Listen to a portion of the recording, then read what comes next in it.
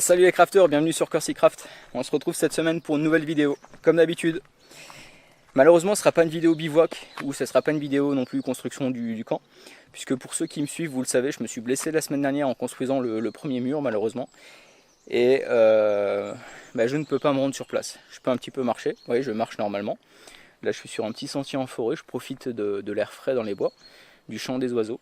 Mais je ne peux pas faire des longs trajets, encore moins avec un sac sur le dos. Donc déjà, je vous remercie pour tous vos petits messages, on va dire, de sympathie suite à ce petit accident. C'est vraiment sympa. Pour ceux qui ne savent pas de quoi je parle, n'hésitez pas à voir la vidéo précédente, vous comprendrez un tout petit peu mieux. Et donc voilà, aujourd'hui, finalement, je me suis dit qu'est-ce que je vais bien pouvoir aborder comme sujet sans pour autant faire de bivouac.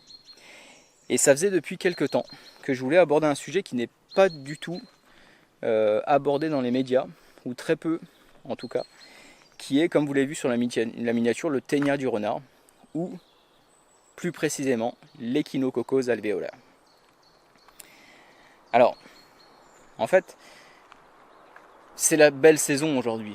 Qu'est-ce qu'il y a de mieux que d'aller dans les bois, de cueillir des petits fruits sauvages comme ça, des petites fraises des bois, des myrtilles, et de pratiquer finalement la cueillette aussi de plantes sauvages, les carottes sauvages, le poireau sauvage, la laitue sauvage, le pissenlit, et de vous faire une belle salade. À cette saison-là, vous allez avoir beaucoup de personnes qui vont justement vouloir s'essayer avec le livre qu'ils ont acheté pour trouver les bonnes plantes et ensuite les goûter et voir si effectivement ils pourraient se débrouiller tout seuls. Vous avez des youtubeurs connus qui en parlent déjà très bien, comme Agnès par exemple. Je vous invite à aller voir sa chaîne, mais si vous me connaissez moi, vous la connaissez elle, c'est sûr. Je vous invite, alors elle a des connaissances moi qui m'impressionnent, enfin voilà. C'est une encyclopédie elle toute seule sur les plantes, elle m'impressionne à chaque fois. Vous avez aussi Nico de la chaîne Chartreuse Nature. Je vais vous mettre une vidéo ici. C'est une salade qui s'est composée avec des plantes sauvages, franchement, c'est top. Vraiment, moi ça m'a donné envie de goûter. J'espère qu'il m'invitera pour manger sa salade parce que franchement, elle était magnifique. Et puis vous avez aussi d'autres, comme Alexis Bruce par exemple. P1 aussi, pour ceux qui regardent un petit peu P1, qui est dans un domaine complètement différent, mais qui s'est fait dernièrement, je crois, une salade, un petit repas comme ça avec des plantes sauvages style survie. Et donc, à cette saison, c'est l'occasion d'y aller. Et finalement, c'est certainement la période la plus propice pour aborder ce sujet-là, qui est un sujet vraiment important quand même à connaître quand on se rend dans les bois. Alors c'est vrai que souvent on aborde les piqûres de tiques. Alexis Bruce a fait une super vidéo sur les piqûres de tiques, que je vous mettrai aussi ici. Je vous invite vraiment à aller la regarder parce que franchement elle est bien faite, elle est top. Et encore une fois, c'est un sujet qui est important. Et les piqûres de guêpes, les piqûres d'abeilles, toutes ces choses-là vous connaissez. Et malheureusement, donc le ténia du renard, l'Echinococos alvéolaire, n'est malheureusement pas assez abordé. Donc, quoi de mieux que d'aborder ce sujet-là avec vous. En fait, il y aura 6 points. Je vais aborder tout ça en 6 points. Je vais marcher gentiment, trouver un petit coin pour m'installer là au bord de l'étang, je pense qu'il n'est pas très loin. Et puis aborder ces points-là avec vous de manière générale. Je ne suis pas scientifique, je ne suis pas docteur, mais au moins pour vous mettre le doigt dessus, que vous compreniez ce que c'est, comment ça fonctionne et comment éviter de l'attraper. Donc dans les 6 points, on aura qu'est-ce que cette maladie-là, dans quels endroits est-ce qu'on peut l'attraper, comment est-ce qu'on va l'attraper, quels sont les soins, et bien sûr comment est-ce qu'on évite la contamination. J'espère que la vidéo vous plaira, j'espère que ça sera suffisamment intéressant. Si c'est le cas, bien sûr, pensez à mettre le petit pouce craft, c'est toujours sympa. Et puis abonnez-vous si ce n'est pas encore déjà fait, ça vous permettra de, à terme de voir l'avancement du camp, puisque c'est quand même l'étape de l'été la plus importante. Et puis j'ai assez parlé, donc c'est parti, je vais m'installer quelque part par là, et puis on commence tout de suite à aborder le sujet. Allez, c'est parti.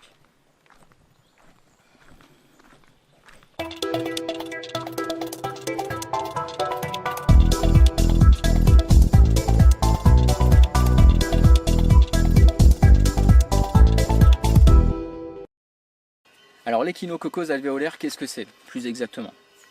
C'est un ver en fait dont l'adulte est un parasite qui va aller coloniser l'intestin du renard, avec tout un cycle d'animal à animal. En fait c'est une zoonose, puisque c'est un ver qui peut potentiellement contaminer l'homme et surtout être mortel. Et ça, il faut vraiment l'avoir à l'esprit et le comprendre.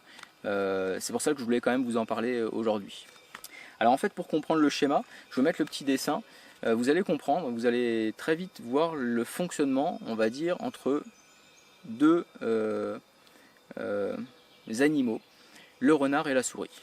En fait, vous allez avoir le renard qui va être lui-même infecté donc par des œufs dans son intestin et qui, au moment où il va faire ses crottes, tout simplement, il va éjecter aussi des centaines et des centaines d'œufs tout autour de la crotte qui vont se fixer directement aux plantes. La souris qui va passer par là va manger, va grignoter des plantes et va être contaminée. Et donc, automatiquement, à un moment donné, dans ce schéma-là, vous allez avoir un renard qui va chasser à nouveau une souris, qui va la manger. Et ce qu'il faut comprendre, c'est que vous allez avoir en fait l'œuf qui va passer dans l'intestin du renard, sur la plante, dans la souris qui sera ingérée, et l'œuf à ce moment-là va se transformer, c'est la phase où il se transforme en larve et il va aller coloniser le foie. Et ça, il faut bien retenir cette phase-là.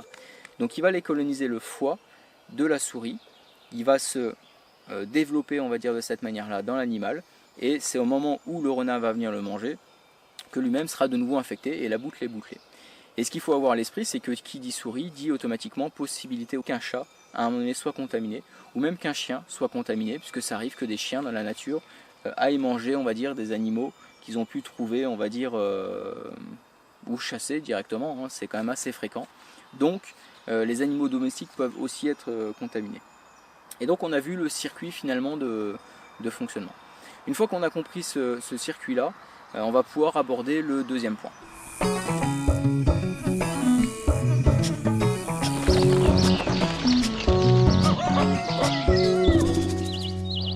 Alors vous me direz, dans quels endroits est-ce qu'on peut attraper cette maladie?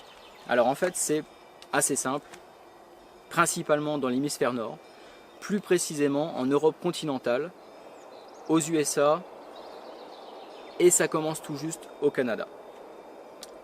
Comme je vous ai expliqué précédemment, c'est par le biais du renard et des souris qu'on va être concerné pour cette maladie-là. Le principal pays qui est touché aujourd'hui, c'est la Suisse. La Suisse, il faut savoir qu'il y a à peu près 50% des crottes de renard analysées qui sont infectées par l'échinococose, par l'échinocoque en fait, par le ver. En France, c'est à peu près entre 30 à 50% des cas qui ont été analysés positifs. Et après, on va être à peu près sur cette tranche-là, on va retenir 40%, on va dire, pour l'Europe continentale. Donc principalement, Belgique, Allemagne, Suisse, France, on tourne dans ces zones-là. Donc dès lors que vous êtes à proximité, on va dire, des renards, donc en zone rurale, vous avez un risque d'être contaminé. Ça veut dire à proximité d'une forêt, à proximité d'une ferme, si vous avez un chien, si vous avez un chat, qu'il soit libre ou pas. Et dernier point important, il ne faut jamais l'oublier celui-ci, aussi si vous avez un petit jardin, un petit carré de terre que vous cultivez. Parce qu'effectivement, vous pourriez très bien avoir des animaux qui viennent ici faire leurs besoins, ou avoir des renards qui passent, ou avoir des souris qui passent, et donc potentiellement avoir aussi des légumes qui sont contaminés. Donc vous le voyez, on est nous typiquement dans la zone, particulièrement moi qui suis en Franche-Comté, dans la zone qui est concernée.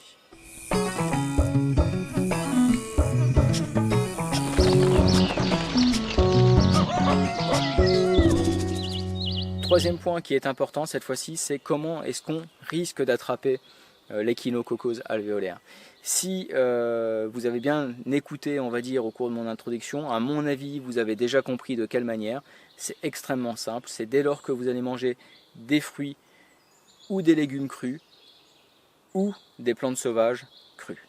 C'est aussi simple que ça. Dès lors que vous commencez à vous rendre en forêt et à mettre les mains dans la terre et à toucher, on va dire, des plantes qui ont un risque d'avoir croisé une souris ou un renard, vous avez des chances ou la malchance d'être contaminé par l'échinococose alvéolaire. Donc c'est aussi simple que ça. Il y a un autre élément qui est important. Comme je disais, si vous avez un jardin et que vous cultivez vous-même votre petit carré de terre, vous allez mettre les mains dans la terre, donc ça c'est aussi potentiellement un risque. Même si vous n'allez jamais dans les bois, il faut avoir à l'esprit qu'en cultivant votre jardin, vous avez un risque quand même malgré tout d'être contaminé.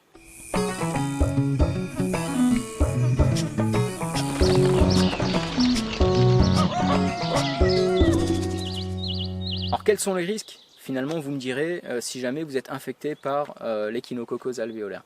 Bah, je ne vais pas tomber dans le pessimisme le plus brutal, mais en fait le risque premier c'est tout simplement de mourir. C'est une maladie qui est potentiellement mortelle pour l'homme si elle n'est pas prise suffisamment tôt.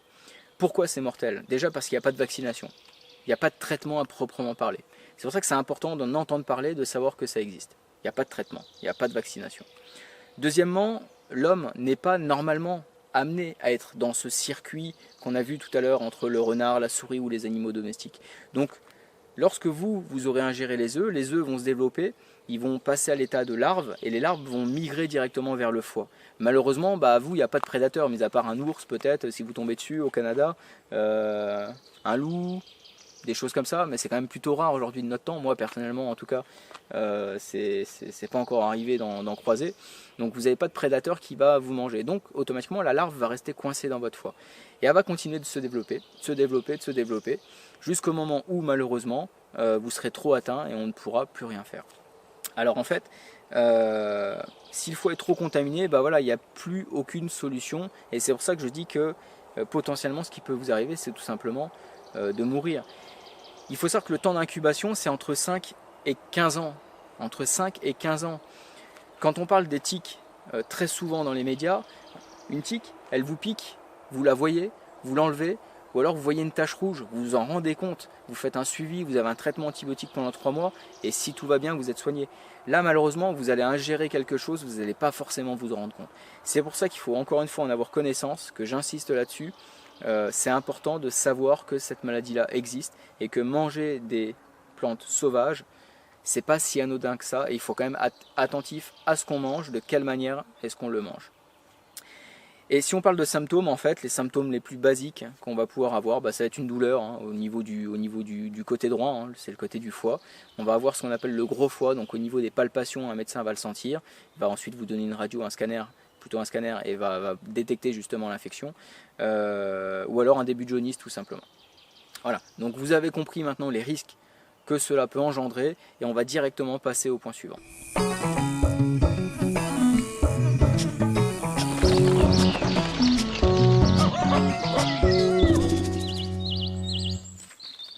Alors finalement, quels sont les soins possibles si jamais vous êtes touché, vous êtes infecté par cette maladie? Je vous l'ai dit, c'est potentiellement mortel. Et c'est potentiellement mortel pourquoi? Parce qu'il n'y a pas 50 traitements. Il y en a principalement 2, et encore, si ce n'est pas trop tard. Le premier, c'est brutal, mais c'est directement l'ablation de la partie qui est infectée au niveau du foie. Qu'est-ce que ça veut dire? Ils vont vous envoyer au bloc pendant 4, 5, 6 heures, et ils vont vous couper un morceau de foie. Ils vont vous enlever un morceau de foie, qui sera le morceau infecté, en prenant une marge supplémentaire, de manière à éviter qu'une larve soit restée et que vous soyez de nouveau contaminé après l'opération. Donc c'est très lourd, c'est plusieurs heures au bloc, ensuite c'est un traitement pendant plusieurs années, mais avec l'avantage, on va dire, au moins d'être complètement nettoyé de cette larve. Il faut savoir que le foie se régénère, c'est pour ça qu'on utilise cette méthode-là. Le foie va avoir la capacité, un petit peu comme la queue d'un lézard, à de nouveau, on va dire, grossir. Un foie c'est à peu près 1,5 kg, donc jusque 1 kg, c'est-à-dire les 2/3, on va pouvoir enlever la zone qui est infectée. Et le dernier traitement, plutôt le deuxième traitement, parce qu'il n'y en a pas 50 comme je viens de dire, ça va être un traitement directement médicamenteux ou plutôt un vermifuge qui va venir stopper la propagation, on va dire, de ce ver. Alors,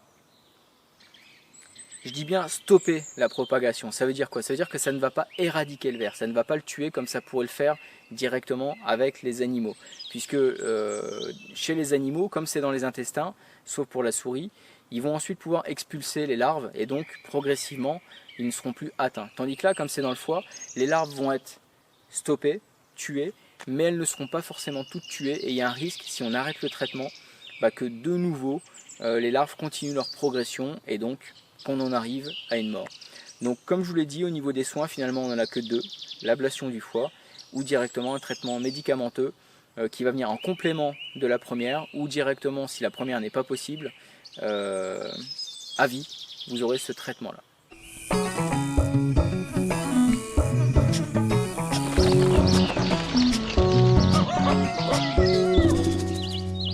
Alors comment éviter la contamination? Si vous avez bien suivi, je pense que vous avez déjà déduit par vous-même, encore une fois, de quelle manière est-ce qu'on peut éviter d'être contaminé. C'est finalement extrêmement simple. Ça va être en portant des gants, par exemple, si jamais on vient à toucher des animaux sauvages qui sont vivants ou morts. Je pense en particulier par exemple à Nico de la chaîne Chartreuse Nature qui avait dépecé, on va dire, un animal mort sur le bas-côté pour ensuite récupérer la fourrure. C'était une vidéo où ils étaient 4-5 partis faire un bivouac, c'était super sympa d'ailleurs à regarder. Si je trouve la vidéo, je vous la mettrai aussi encore une fois ici. Il a mis des gants et ça c'est un réflexe super important pour toutes les bactéries mais aussi pour l'échinococose parce que y a un risque quel que soit l'animal malgré tout. Mais il faut aussi porter normalement un masque puisque l'endroit par lequel les larves vont rentrer c'est directement par la bouche, donc normalement il faudrait aussi porter un masque. Ce qui est important aussi c'est éviter bien sûr, vous l'aurez compris, de manger des légumes ou des plantes sauvages crues. Je dis bien éviter. Après cette saison, voilà, moi je vois, j'ai mon jardin en ce moment, j'ai les fraises qui explosent. Les fraises, je ne vais pas toutes les cuire ou en faire que de la confiture, donc je les mange aussi. On les rince, mais il faut savoir que l'eau ne va pas supprimer le risque. Ça ne va pas faire grand chose, donc si on les rince, il faut essayer de vraiment beaucoup les rincer pour limiter au maximum. Il faut savoir aussi que la congélation ne sert à rien. À moins 20 degrés, les larves sont toujours là et si ensuite vous décongelez, que vous mangez, vous serez quand même contaminé. La seule manière vraiment de détruire, ça va être de cuire. Donc à 60 degrés, c'est 10 minutes, 70 degrés, 5 minutes et ensuite 100 degrés, 1 minute. Voilà, et de cette manière-là, vous êtes vraiment tranquille. Bien sûr, tout comme moi, lorsque vous allez dans le jardin, je ne mets pas de gants. Donc portez des gants ou alors lavez-vous bien les mains ensuite dès que vous avez été en contact avec de la terre, très important. Et encore une fois, ça c'est un autre élément qui est très important, pensez à vermifuger vos animaux, que ce soit les chats ou les chiens, puisque eux aussi peuvent être en contact et à un moment donné, ils peuvent contaminer votre terrain chez vous. Je vais prendre le meilleur exemple, il fait beau, vous êtes à la maison, vous avez un chat, le chat il se balade juste là dans le terrain. Voilà, il fait ses crottes dans sa caisse, donc pas de problème. Ou alors il s'éloigne en forêt, pas de problème. Et puis il fait beau, vous laissez le petit se balader. Et là, qu'est-ce que fait le petit? Il va passer dans les herbes comme ça. Et puis à un moment donné, il va mettre ses mains à la bouche et il y a un risque d'être contaminé. Donc pensez à vermifuger aussi les animaux de manière à limiter directement ce risque-là.